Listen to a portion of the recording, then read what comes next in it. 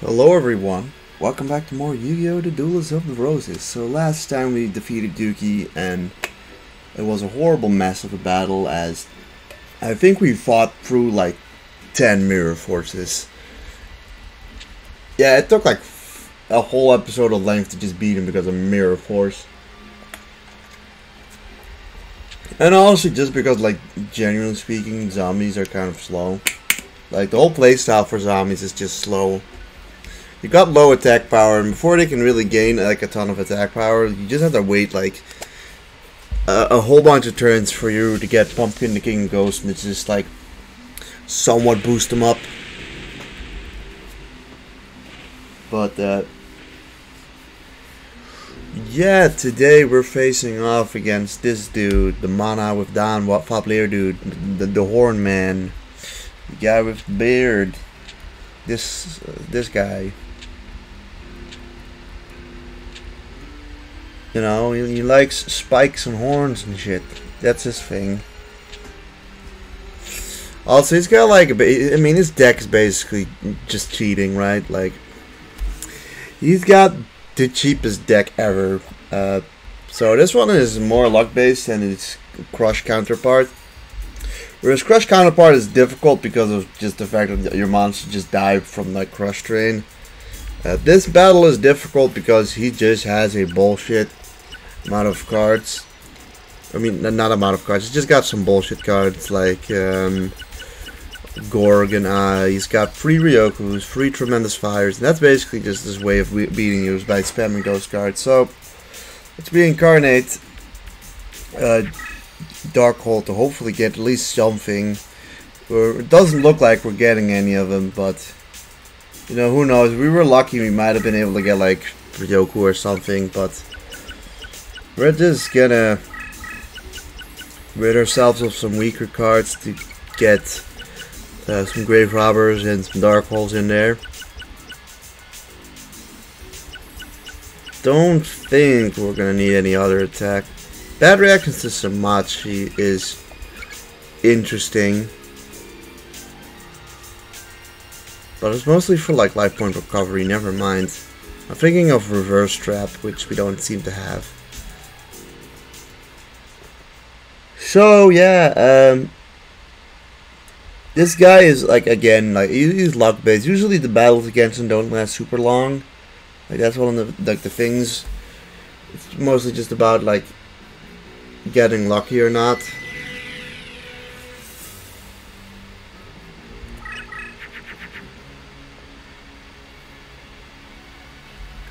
It's an interesting opening hand.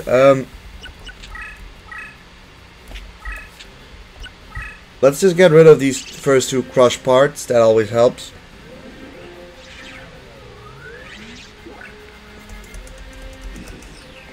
Because like that's his main, like the hardest part of this map is that he can hide behind Crush.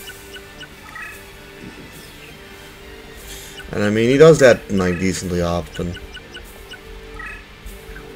I'm thinking that's a, yeah, exactly what I mean, a Gravity Bind. Maybe not the best idea to just throw away a Darkhold for that, but you know, I probably should have just used Dark Energy instead of Darkhold.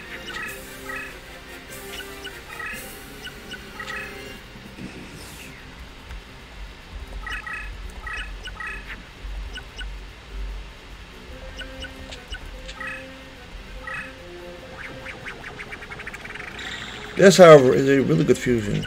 So, put you up there. See what he does.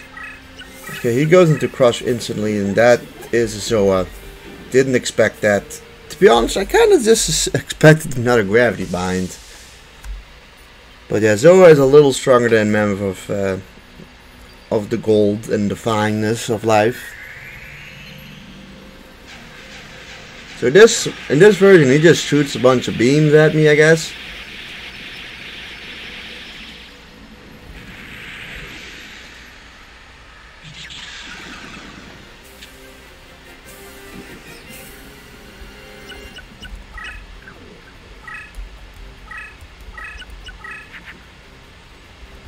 Ooh, Grave Robber, I like that. interesting set of cards we've got. We'll use a Fiend hand to just get rid of it.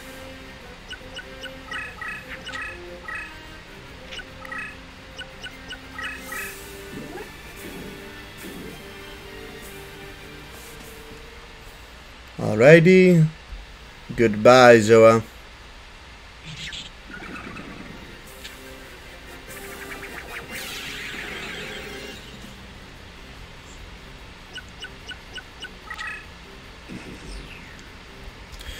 The one nice thing of like the AI standing on like crush terrain is that oh, that's a bad hand, unfortunately. The one nice thing is that we can just like attack into a symbol and not die. Also, no Gorgonite. Grave Robber will be good once we use it. He does not want to. Come on. That's. I mean, I suppose it's better than nothing.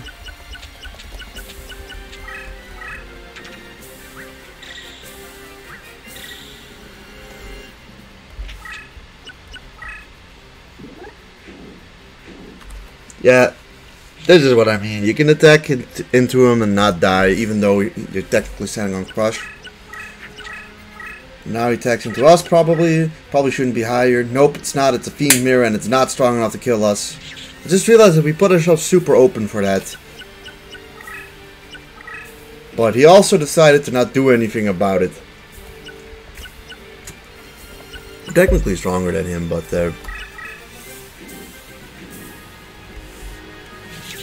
yeah, you can do that and win. See, these battles are kind of anticlimactic, unfortunately. Like, who knows, this episode could have also taken like 30 minutes if we just didn't get lucky like that. I mean, the chance of him having Ryoku was like decent there. See, we got 3 in a row. Like, I've gotten really good at the fucking slots in this game because you have to do that a lot to get the best cards. So yeah, with that, Mr. Foblayer is just, he's been Foblayered. He's dead. See, he goes away. Wow, no, you have defeated me. How could that be? What do you mean, not moving my deck leader away from your monster caused me to die? I mean, we could have died. If he had Ryoku, right, he would have killed us. If we had less life points, he would have killed us. But honestly, like it's not even a bad gambit to make there.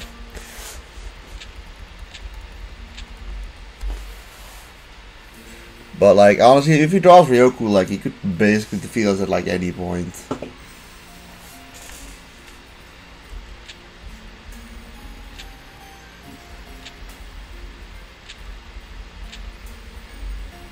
Sorry, I'm just staring at a bird. It's just a bird, but like deadpan staring at me through the window.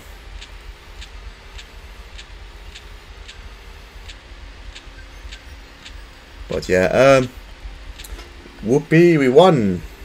Sure, let's save.